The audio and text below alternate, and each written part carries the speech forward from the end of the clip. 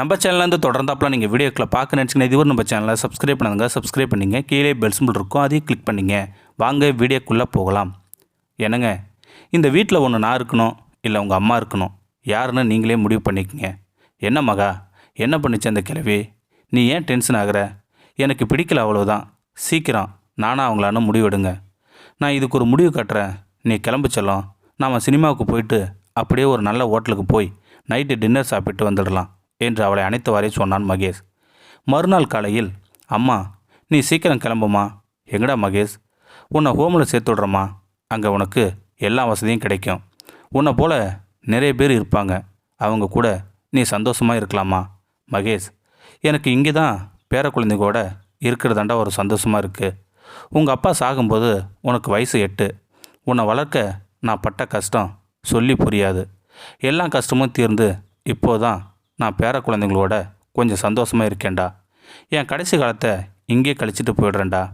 உன்னை இப்போ விளக்கெல்லாம் கேட்கலனா உயிரை வாங்காமல் கிளம்பு என்று கொஞ்சம் அதட்டல் துணியில் மகேஷ் சொல்ல கலைஞ நின்றாள் மரகதம்.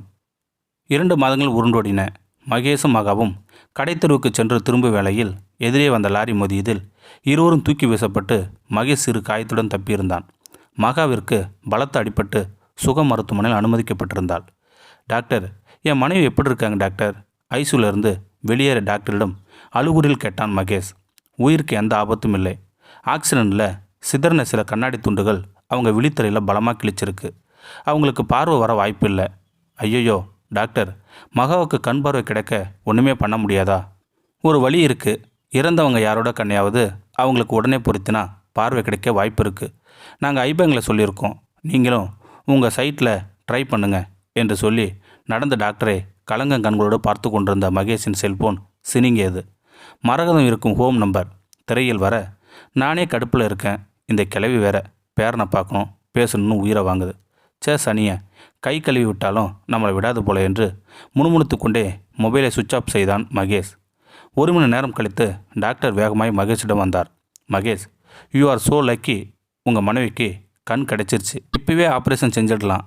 நீங்கள் நர்ஸுக்கிட்ட ஃபார்மாலிட்டிஸ் எல்லாம் முடிச்சுட்டு வாங்க. ரொம்ப நன்றி டாக்டர், ரொம்ப நன்றி. டாக்டரின் கைகளை பிடித்து கொண்டு கண்ணீர் விட்டான் மகேஷ். 3 மணி நேரம் கழித்து ஆப்ரேஷன் தேட்டரிலிருந்து வெளியே வந்தார் டாக்டர். டாக்டர், என் மனைவி எப்படி இருக்காங்க? ஆப்ரேஷன் நல்லபடியாக முடிந்தது மகேஷ். இன்னும் 7 நாள் கழித்து கட்டை பிரிச்சிடலாம். அவங்க மயக்கம் தெளிய 2 மணி நேரம் ஆகும். அதுக்கப்புறம் நீங்கள் போய் அவங்கள பாருங்கள். மகா மயக்கம் தெளிந்து கட்டளையில் படுத்திருந்தாள். மகா, உனக்கு ஒன்றுமில்ல மகா, நிச்சயம் பார்வை திரும்பிடும் டாக்டர் சொல்லியிருக்காங்க. நாம் அத்தையை தனியாக தவிக்க விட்ட பாவமோ என்னவோ இப்படி நடந்துருச்சு. திரும்ப அவங்கள கூப்பிட்டு வந்துடுங்க, நம்ம கூடவே வச்சுக்கலாம். நான் கட்டு பிரித்த முதல்ல பார்க்குறது அவங்க முகமாக தான் இருக்கணும். சரி மகா. காலையிலே அம்மா ஃபோன் பண்ணாங்க. சண்டே நான் அவங்கள பார்க்க போகும்போது பேர குழந்தைய பார்க்கணும் போல் இருக்குன்னு கேட்டாங்க. அதுக்கு தான் ஃபோன் பண்ணி தொல்லை கொடுக்குறாங்கன்னு நான் சுவிட்ச் ஆஃப் பண்ணிட்டேன். இதோ இப்போவே அம்மாவுக்கு ஃபோன் பண்ணி கிளம்பி ரெடியாக இருக்க சொல்கிறேன் மகா. மகேஷ் ஹோமுக்கு ஃபோன் பண்ண மறுமுனையில் அழைப்பு ஏற்கப்பட்டது.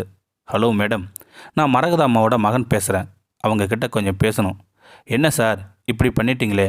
படித்தவங்க தானே நீங்கள்? காலையில் அவங்களுக்கு ஹார்ட் அட்டாக் வந்துடுச்சு. கடைசியாக மகனையும் பேரனையும் பார்க்கணுன்னு சொன்னாங்க. உங்களுக்கு ஃபோன் பண்ணால் கட் பண்ணிவிட்டு சுவிட்ச் ஆஃப் பண்ணிட்டீங்க. அவங்க மரணத்தோடு போராடி உயிரை விட்டாங்க. அவங்க கடைசி ஆசையை கூட நிறைவேற்றாத நீங்களாம் என்ன மனுஷங்க சார்? அப்புறம் ஒரு விஷயம் சார், எங்கள் ஹோமில் யாராச்சும் இறந்துட்டா அவங்க கண்களை தானமாக கொடுக்கறது எங்களுடைய பழக்கம். உங்களுக்கு ஃபோன் பண்ணால் நீங்கள் எடுக்கலை. அதனால் நாங்களே முடிவு பண்ணி கண்ணை தானமாக கொடுத்துட்டோம். உங்கள் அம்மா உயிரோடு இருக்கும்போது உங்களை பார்க்க ஆசைப்பட்டாங்க. அவங்க கண் சுகம் ஹாஸ்பிட்டலில் ஒரு லேடிக்கு வச்சுருக்காங்க. 1 வாரம் கழித்து அவங்க கண்ணையாவது போய் பாருங்கள் சார்.